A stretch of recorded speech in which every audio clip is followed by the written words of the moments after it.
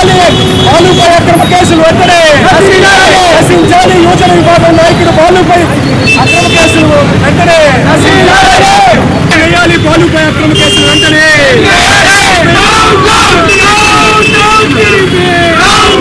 కర్నూలులో యువజన విభాగం నగర అధ్యక్షుడు బాలు మీద అక్రమ కేసులు బనాయించి సారాయి కేసులు, అలాగే డ్రగ్స్ కేసులు, ఇలాంటి ఎన్నో అక్రమ కేసులు తన మీద బనాయించి తనని స్టేషన్కి పిలిపించుకొని 3rd డిగ్రీ ట్రీట్మెంట్ ఇవ్వడం జరిగింది. ఎందుకయ్యా అంటే తను కేవలం కర్నూలులో జరిగేటటువంటి అక్రమాలు అన్యాయాల్ని ఎండగడుతున్నాడు కాబట్టి తనని ఇంతగా రెడ్ బుక్ లో భాగంగా ఏ విధంగా అయితే అమలుపరుస్తున్నారో ఆ విధంగా ఈరోజు బాలు మీద అక్రమ కేసులు బనాయించడం జరిగింది, సారాయి కేసు పెట్టడం జరిగింది. ఈ రోజు రాష్ట్ర ప్రజలందరూ మీరు చేసే అక్రమాలు కానీ అన్యాయాలు కానీ చూస్తా ఉన్నారు.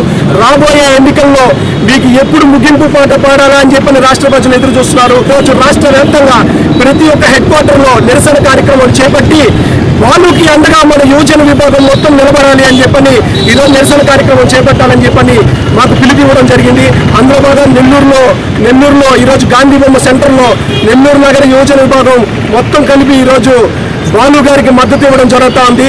రానున్న రోజుల్లో మీరు ఇట్లాంటి తాటాకు బెదిరింపులకి యువజన విభాగం నాయకులు కానీ మా వైఎస్ఆర్సీపీ శ్రేణులు కానీ భయపడే ప్రసక్తే లేదు. వైఎస్ఆర్ కాంగ్రెస్ పార్టీ యువజన విభాగం జోలికి రావాలంటే ముఖ్యంగా యువజన విభాగం అనేది ఒక వైఎస్ఆర్ కాంగ్రెస్ పార్టీ ఆయువు పొట్టలాంటి ఆ యువజన విభాగాన్ని భయపడితే రాష్ట్ర వ్యాప్తంగా యువకులందరూ హామ్గా ఉంటారు. మన పరిపాలన మన అక్రమాలు మనం నిర్వర్తించుకోవచ్చు అని చెప్పని భావనలో ఉన్నారు. నేను ఈరోజు చెప్తున్నాను, కూటమి నాయకులారా, యువజన విభాగం నాయకుల జోలికి వస్తే మా యువకులందరము, వైఎస్ఆర్ కాంగ్రెస్ పార్టీ యువకులందరము మేము వచ్చే సునామీతో మీకు 2029లో టీడీపీ అనేది భూస్థాపితం అయిపోద్దని చెప్పని మీ అందరికీ సగౌరవంగా తెలియజేసుకుంటూ